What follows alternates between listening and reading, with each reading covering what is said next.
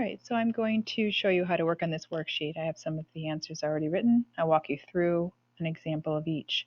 So the top portion, I would write your notes where I have here lose electrons. That means more positive, gain electrons, you become more negative. These are from the notes. I do write down the positive one here for sodium. And then the first example, sodium is a 0 because it's neutral. So going from positive 1 to neutral, you are in fact being reduced. You're becoming more negative, not necessarily are negative. In the second section, it just asks you to go through, write the voltage down. I did the first example here. You do need that half reaction standard reduction potential table I asked you to print out in the previous assignment. You're going to write down which of these 4 are easiest to reduce to toughest. All right, let's get down to the actual portion of the practice. That's going to lead us all to the practice portion here. So you're going to need your standard potential table again. You're going to write down the values for voltage for both sodium and gold. Then you're going to look at the table and identify which of the 2 half reactions is easier to reduce.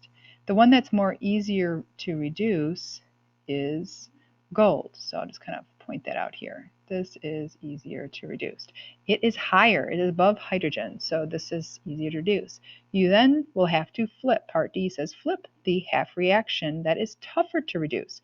If it's tougher to reduce, it's easier to be oxidized. So actually this one is going to become oxidized, and this one, if I can write that down, will be reduced. So if it's easier to be oxidized, then I'm going to flip it as it suggests. I'll have sodium, then I have my sodium plus 1, and then I have my 1 electron. Notice it's balanced now. I have plus 1 plus an electron, which gives you the neutral. If I am flipping the actual half reaction, I also need to flip that sign. So now I'm looking at positive 2.71 voltage. Gold stays the same, so I'll leave gold exactly how it was. Here we go. My pen's not catching up to me.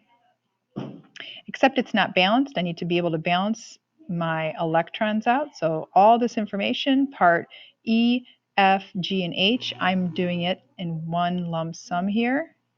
To balance it, I need to multiply everything by 3 here. So I would get 3, 3, and 3, right? So I multiply by 3 and I get 3, 3, 3. This way I can actually cancel out on both sides of my arrow the 3 electrons. And I want to get my overall reduction oxidation reaction. I don't want half reactions anymore. So if I follow that down, I now have 3Na on one side of the arrow. I have gold, 3 plus. Then I have my arrow. Then I have gold. And I'll put a little state of matter here. It should be solid. And then I have my 3Na.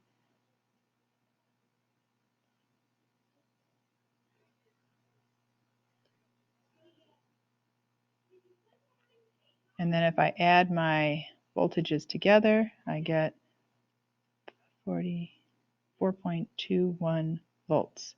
Positive means it is a spontaneous reaction. Any positive voltage means it's spontaneous. Note that when you balance the equation, you do not multiply 3 times the voltage. The voltage stays the same.